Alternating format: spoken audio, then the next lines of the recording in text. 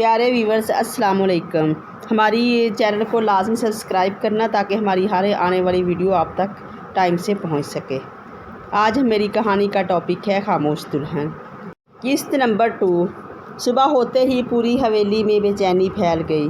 رات کی پر اسرار آہٹوں نے ہر ایک کو خوف زدہ کر دیا تھا، مگر زینب کے چہرے پر اب پہلے جیسی گھبراہٹ نہیں تھی۔ اسے یقین ہو چکا تھا کہ اس خاموشی کے پیچھے ایک بہت بڑا راز ہے۔ وہ آہستہ آہستہ اسی پرانے کمرے کی طرف بڑھی جہاں اسے پہلے وہ پر اسرار لفافہ ملا تھا۔ کمرے کے ایک کونے میں رکھی لکڑی کی الماری کے پیچھے اسے ایک چھوٹا سا خفیہ خانہ نظر آیا۔ اس نے کانپتے ہاتھوں سے اسے کھولا تو اندر ایک پرانی ڈائری اور ایک تصویر رکھی تھی۔ تصویر میں ایک نوجوان لڑکی دلہن کے لباس میں مسکرا رہی تھی، مگر تصویر کے پیچھے صرف ایک جملہ لکھا تھا: میری خاموشی میری مرضی نہیں تھی۔ زینب کے دل کی دھڑکن تیز ہو گئی۔ اسی لمحے اسے احساس ہوا کہ اس کی اپنی زندگی بھی اسی راز سے جڑی ہوئی ہے۔ اچانک پیچھے سے کسی نے دھیمی آواز میں کہا: اگر سچ جاننا ہے تو آج رات 12 بجے حویلی کے پچھلے دروازے پر آ جانا۔ اکیلی خاموش دلہن۔ رات کے ٹھیک 12 بجے زینب نے خاموشی سے اپنے کمرے کا دروازہ کھولا۔ پوری حویلی گہری نیند میں ڈوبی ہوئی محسوس ہو رہی تھی، مگر اس کا دل تیزی سے دھڑک رہا تھا۔ وہ پچھلے دروازے تک پہنچی تو وہاں ایک سیاہ چادر اوڑھے بزرگ خاتون اس کی منتظر تھیں۔ انہوں نے بغیر کچھ کہے زینب کو حویلی کے پچھلے باغ کی طرف چلنے کا اشارہ کیا۔ باغ کے ایک پرانے برگد کے درخت کے نیچے پہنچ کر خاتون رک گئیں۔ انہوں نے زمین میں دبی ہوئی ایک چھوٹی سی لوہے کی صندوقچی نکالی اور زینب کے ہاتھ میں دے دی۔ اسے صرف وہی کھول سکتا ہے جو سچ سے ڈرنے کے بجائے اس کا سامنا کرے، خاتون نے دھیمی آواز میں کہا۔ زینب نے صندوقچی کھولی تو اس میں چند پرانے خطوط، ایک خاندانی تصویر اور ایک وصیت نامہ رکھا تھا۔ وصیت نامے میں لکھا تھا کہ برسوں پہلے اس خاندان کی ایک بے گناہ لڑکی پر جھوٹا الزام لگا کر اسے ہمیشہ کے لیے خاموش کر دیا گیا تھا اور اس کی سچائی بھی کسی کے سامنے نہیں آنے دی گئی۔ اچانک تیز ہوا چلنے لگی۔ اسی لمحے حویلی کی طرف سے کسی کے دوڑتے ہوئے قدموں کی آواز سنائی دی۔ زینب نے سر اٹھایا تو اندھیرے میں ایک سایہ تیزی سے ان کی طرف بڑھ رہا تھا۔ زینب نے پلٹ کر دیکھا مگر وہاں کوئی نہیں تھا۔ اس نے فیصلہ کر لیا کہ آج رات وہ ہر قیمت پر اس راز سے پردہ اٹھائے گی، چاہے اس کے لیے اسے کسی بھی خطرے کا سامنا کیوں نہ کرنا پڑے۔ اندھیرے میں ابھرتا ہوا سایہ تیزی سے زینب کی طرف بڑھ رہا تھا۔ اس کا دل زور زور سے دھڑکنے لگا۔ چند لمحوں بعد وہ شخص قریب آیا تو زینب حیران رہ گئی۔ وہ اس کا شوہر فہد تھا۔ زینب تم یہاں کیا کر رہی ہو؟ فہد نے پریشانی سے پوچھا۔ زینب نے جواب دینے کے بجائے صندوقچی اس کے سامنے رکھ دی۔ فہد نے جب اندر موجود خط اور وصیت نامہ دیکھا تو اس کے چہرے کا رنگ بدل گیا۔ یہ تمہیں کہاں سے ملا؟ اس نے گھبرائی ہوئی آواز میں پوچھا۔ اس سے پہلے کہ زینب کچھ کہتی وہ پر اسرار بزرگ خاتون آگے بڑھیں اور بولی: اب وقت آ گیا ہے کہ اس خاندان کا سچ سب کے سامنے آئے۔ انہوں نے بتایا کہ برسوں پہلے فہد کے خاندان کی ایک نوجوان لڑکی کو ایک جرم میں پھنسایا گیا تھا جو اس نے کیا ہی نہیں تھا۔ اصل مجرم خاندان کا ایک بااثر فرد تھا جس نے اپنی عزت بچانے کے لیے سارا الزام اس بے گناہ لڑکی پر ڈال دیا تھا۔ فہد خاموشی سے سب کچھ سنتا رہا۔ اس کی آنکھوں میں حیرت اور افسوس صاف دکھائی دے رہا تھا۔ اچانک زینب کو ایک خط کے اندر ایک اور کاغذ ملا۔ اس پر ایک نام لکھا تھا اور وہ نام دیکھتے ہی سب کے چہروں کا رنگ اڑ گیا۔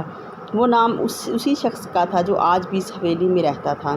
دور کہیں گھڑی نے 1 بجنے کا اعلان کیا اور حویلی کے اندر کسی دروازے کے زور سے بند ہونے کی آواز گونج اٹھی۔ زینب نے ہمت کر کے اس شخص کا تعاقب کیا جو اندھیرے میں بھاگ رہا تھا۔ وہ حویلی کے پچھلے حصے سے گزر کر ایک پرانے بند کمرے تک پہنچا۔ دروازہ آہستہ سے کھلا اور اندر داخل ہو گیا۔ زینب نے بھی چند لمحوں بعد دروازہ کھولا۔ کمرہ گرد سے اٹا ہوا تھا مگر دیوار پر لگی ایک بڑی تصویر نے اس کی توجہ اپنی طرف کھینچ لی۔ تصویر میں وہی دلہن تھی جس کی پرانی تصویر سے صندوقچی میں ملی تھی۔ اسی وقت اسے پیچھے سے آواز آئی: آخر تم یہاں تک پہنچ ہی گئیں۔ زینب نے مڑ کر دیکھا تو سامنے حویلی کے سب سے بزرگ فرد کھڑے تھے۔ ان کی آنکھوں میں برسوں کا پچھتاوا صاف دکھائی دے رہا تھا۔ انہوں نے دھیمی آواز میں کہا: برسوں پہلے ایک بے گناہ لڑکی پر جھوٹا الزام لگا دیا گیا تھا۔ وہ خاموش رہی تاکہ خاندان بکھرنے سے بچ جائے، مگر اس کی خاموشی کو کمزوری سمجھ لیا گیا۔ آج وقت آ گیا ہے کہ وہ سچ سب کے سامنے آئے۔ اتنے میں بزرگ نے ایک پرانا صندوق کھولا۔ اس میں موجود دستاویزات، خطوط اور گواہیاں ہر جھوٹ کو بے نقاب کرنے کے لیے کافی تھیں۔ زینب نے وہ تمام کاغذات اپنے ہاتھ میں لیے اور فیصلہ کر لیا کہ اب یہ راز ہمیشہ کے لیے دفن نہیں رہے گا۔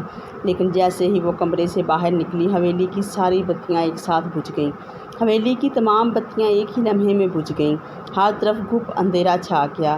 زینب نے مضبوطی سے وہ فائل اپنے سینے سے لگا لی جس میں برسوں پرانا سچ محفوظ تھا۔ چند لمحوں بعد راداری میں کسی کی قدموں کی آواز گونجی۔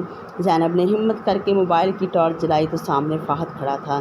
میں تمہیں ڈھونڈ رہا تھا، فہد نے کہا۔ اب یہ راز صرف ہمارا نہیں رہا، اسے سب کے سامنے لانا ہوگا۔ صبح ہوتے ہی پورا خاندان مرکزی ہال میں جمع ہو گیا۔ زینب نے ایک ایک کر کے خطوط، دستاویزات اور گواہیاں سب کے سامنے رکھ دیں۔ کاغذات پڑھتے ہی خاموشی چھا گئی۔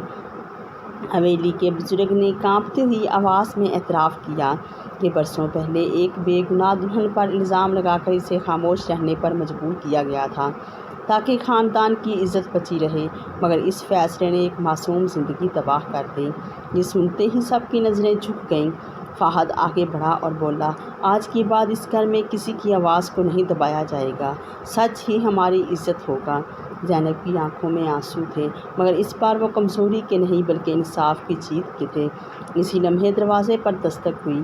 ایک وکیل اندر آیا اور بولا، میرے پاس اس معاملے سے متعلق ایک آخری دستاویز بھی ہے، اسے دیکھنے کے بعد آپ سب کی زندگی ہمیشہ کے لیے بدل جائے گی۔ سب کی نظریں اس بند لفافے پر جم گئیں۔ مرکزی ہال میں مکمل خاموشی تھی۔ وکیل نے آہستہ سے وہ مہر بند لفافہ میز پر رکھا اور سب کی طرف دیکھا۔ یہ دستاویز 30 سال سے محفوظ رکھی گئی تھی، اس نے کہا، اور ہدایت تھی کہ اسے صرف اسی وقت کھولا جائے جب سچ سامنے آنے کا وقت آ جائے۔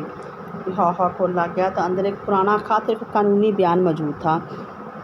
خط کسی بے گناہ دلہن نے اپنی آخری امید کے طور پر لکھا تھا۔ اس میں درج تھا، میں نے خاموشی اپنی کمزوری کی وجہ سے نہیں بلکہ اپنے خاندان کو ٹوٹنے سے بچانے کے لیے اختیار کی، مگر ایک دن ضرور آئے گا جب میری سچ میری آواز بنے گا۔ خط پڑھتے ہی حویلی میں موجود ہر شخص کی آنکھیں نم ہو گئیں۔ فہد نے زینب کی طرف دیکھا اور کہا، تم نے صرف ایک راز نہیں کھولا بلکہ برسوں سے دفن ایک انصاف کو زندہ کیا ہے۔ حویلی کے بزرگ نے سب کے سامنے اپنی غلطیوں کا اعتراف کیا اور اعلان کیا کہ بے گناہ دلہن کے نام سے ایک تعلیمی ٹرسٹ قائم کیا جائے گا تاکہ اس کی یاد ہمیشہ عزت کے ساتھ زندہ رہے۔ اسی دوران زینب کی نظر خط کے آخری کونے پر پڑی جہاں ایک مختصر سا جملہ لکھا تھا، اصل کہانی ابھی ختم نہیں ہوئی، سچ کا ایک اور باب باقی ہے۔